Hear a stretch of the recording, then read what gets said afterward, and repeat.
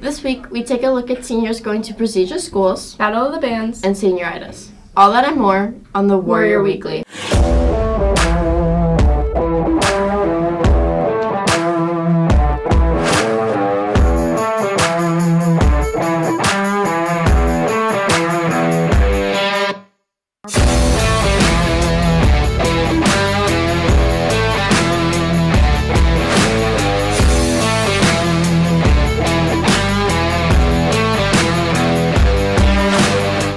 Good morning, Warriors, and welcome to this week's edition of the Warrior Weekly.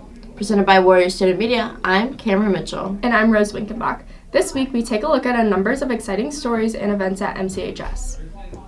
First, we investigate what goes into seniors committing to prestigious schools. Do you feel it's impossible to attend a prestigious school after high school? If so, you're heavily mistaken. 3 seniors, Miles Wagner, Chase Miller, and Adam Anwar, will be attending the likes of the U.S. Naval Academy, Stanford, and Yale.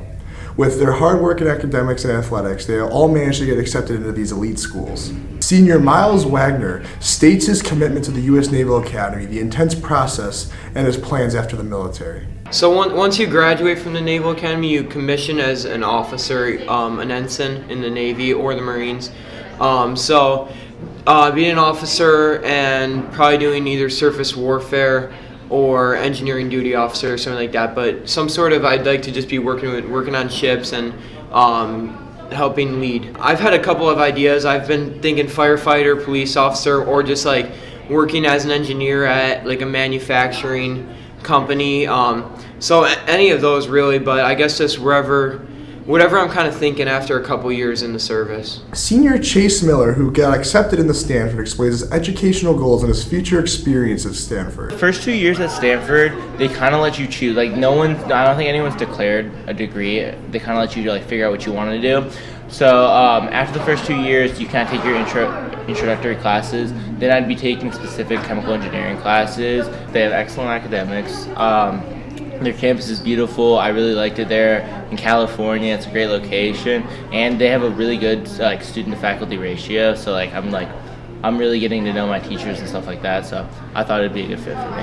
I'd like to get a good mix of the professionals and social clubs there, because I know they do a lot of clubs related to robotics and stuff like that, and you can work on projects on campus, as well as just social clubs. I'll go play rec basketball, I'll go do stuff like that, just have fun. Senior Adam Anwar, going to pre-med at Yale, wants to learn medicine while being an athlete at a D1 school. I'm going to go to Yale University, or I intend on going to Yale University. I feel like it has the perfect balance of academics and athletics, and so that's what me and my family have been looking for.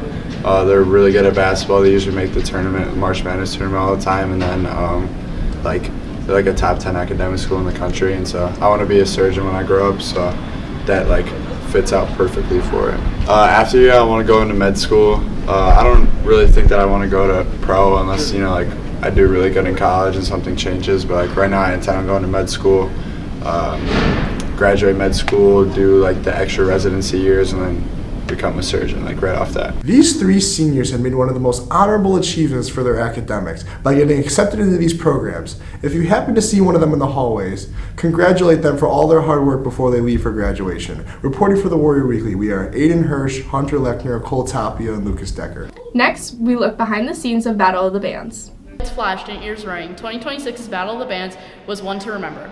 We at Warrior Student Media investigate what it takes to be in a band and what it takes to win the judges over in competition.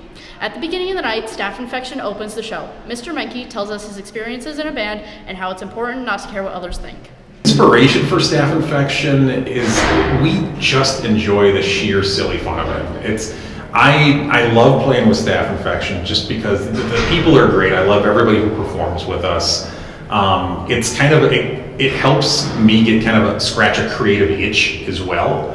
But it's good for students to see us in a slightly different light.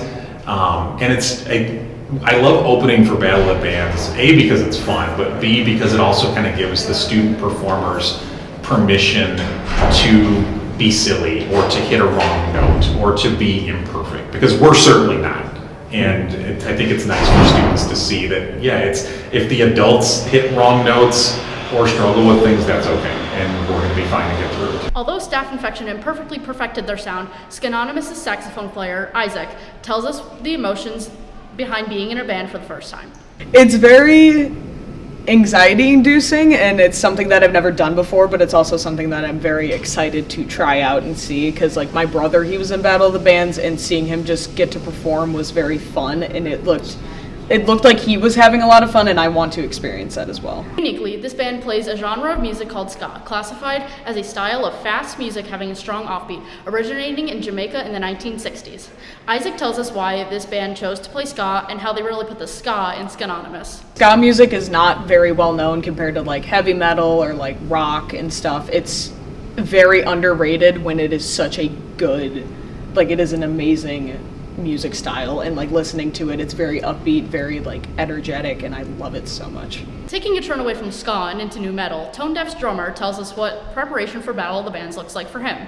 Preparation, mainly it was just like listening to the songs, and a lot of us knew like the music beforehand, or at least like how the songs go, so it was mainly, for me, it was just listening to the song, figuring out how many times a certain like sequence of a beat was played or rhythm, and then just memorizing how to put it all together. So it was like, oh, there's this one spot here, and then there's a fill here, and there's a new rhythm here. Just learning when each spot comes in, and then listening to like sing, whoever's playing, doing vocals or guitar, just figuring out cues. Even though Battle of the Bands can be daunting for some, here's what Enrique has to say about starting your own band. I would say do it, because like you get to do something that's, you're doing it for you, not really. Like, that's the way I look at it. I'm doing it for myself and just like my band, not necessarily for other people. I'm like, this is some fun, gives me something to do after school, and gets me just out there, meets new people. I just really enjoy it, not being stuck at home, like being bored at all. Now, from drummer to singer, the vocalist of Wyvern tells us what inspired him to start a band and grow as a singer. I guess I aspire to be a lot like the people that I listen to sing, the people I watch on screen, and I'm always inspired by their passion and their talent, and I guess that's what inspires me to keep practicing and trying to grow to that level. Even though some bands don't care whether they win or lose, this band tells us what they think it takes to win over a crowd. It's honestly, we want to appease not only ourselves, but we want to appease the audience too, because a big part of winning the competition is crowd engagement, but it's also, we don't want to go up there and sing songs that maybe everyone in the audience likes but we hate. We also want to have a good mix of songs we enjoy listening to and playing, but also songs that the audience is going to enjoy. Now over to John to introduce the winners of Battle of the Bands. We are here with Enrique Moreno, Aiden Hirsch, Vince Lawrence, and Sawyer Thielson of Tone Deaf. So, how do you guys feel after winning Battle of the Bands? I feel electric. I feel great. We had a great performance. Honestly, I was gassed. I was dying. I thought I was going to throw up on stage, but it was so much fun. The crowd was electric, and it was just the perfect environment for everything. You seem to have a great audience feel, audience connection. How do you think that contributes to your performance? Oh my God, if anything, it just hyped us all up, you know, like with Vince's great solo, Enrique on the drums, and just Sawyer just keeping everything together on bass, everything, it just works so perfectly. And just having the crowd there really just amplified it, just made it 10 times more fun. Yeah. Just in all, it was amazing, it was fun. We poured our hearts out, and most importantly, it was fun. Dude, yeah, looking over at each other, and I look over at Vince, look over at Sawyer, look at Hirsch, and I'm like, damn, we are going at it, and we're giving it all. Yeah. We worked so hard towards this. I mean, this is just months in the making. I was just so excited for this. I mean, it feels unreal just to be here and have this trophy. I don't understand. Yeah. And Hirsch, this is your first time doing Battle of the Bands. First time ever. It's all of our first times actually doing Battle of the Bands. Yeah, all the first time doing Battle of the Bands. But they performed. I mean, Enrique's done band, Vince has done some concerts, Sawyer's done band. But this is my first ever time ever in a concert, and I just thought it was the most fun thing I think I've ever done ever. It is awesome. I've been in band since 6th grade, but I've always dreamt of being in an actual band, playing songs that I actually know and love, and it's awesome. Yeah. And obviously, you're all seniors this year. How does that contribute to your feel during this band? I feel like it gives us something to look forward to. It's like, well, we got Battle of the Band. We got to give it all. It's a senior year. Let's lay it all out for the audience and just give it everything we absolutely have and just make it the best that we possibly can. I think it made the fact that it's our last year more special. I mean, just like, you know, being done and you know, ending it on such a high note, you know, it's huge. Going off events, it feels great to just leave a mark, especially our senior year. Like, Yeah. man. And any final words from Tone Deaf? Keep on rolling, baby! Yeah! Reporting for the Warrior Weekly, we are Jonathan Carlson, Dylan Olshansky, AJ Rogers, and Cody Bramwell.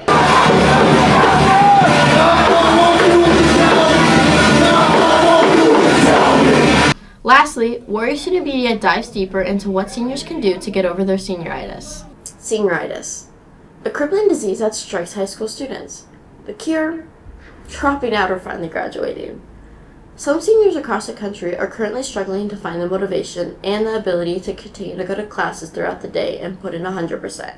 Senioritis means to me that kids get really excited about the end of the school year and are excited to finish, and sometimes that causes a lack of motivation, and they want the end of the school year to come quickly. I mean, senioritis has been around since I was walking the halls of McHenry High School. In MCHS, staff members have noticed the increase of senioritis this year. Even with all the good incentives given to seniors, absences have still increased. Yeah, I just think it's a little bit on the rise. I don't have the exact numbers, but it's going to happen, and it happens every year. It's not the end of the world, though. I will tell you, one indicator for me has been the senior finals exemption, right? So when we started that a long time ago, we had very few seniors that ended up having to take second semester finals. They were very serious about attendance, about tardies, about all that stuff, right? I mean, it was I want to say the first couple of years, it was maybe 50 seniors in the whole class had to take finals, right? By my last year as AP over there, and then talking to Mr. Diener, it's close to 300 seniors who end up having to take finals. I think one of the biggest initiatives that seniors enjoy is the finals, that if they're here and they have good grades, they don't have to take finals. I think another big motivator for our seniors is prom. If now that attendance is tied to being able to go to prom, those are two big incentives for our students to keep working through. I think the Distinguished Warrior is a great program that keeps the kids in school. I also think the attendance incentives that we've been doing this school year has helped a lot. While motivation can be hard to find at the end of the year, MCHS spends the last few months honoring seniors and all they have achieved. But I do think when it comes to seniors, we do a lot in April and May to try to honor seniors, right? Starting with Senior Decision Day that Mrs. Schock and some others kind of brought on. And then you go through sort of all of the senior events like Honors Night, Distinguished Warrior, Senior Sunset, the Senior Walk. We try to, maybe the academics. Not everybody's super focused on the academic side, but it's more about kind of thinking about what your legacy is going to be, enjoying your last month with, this group of friends, and then it's time to move on.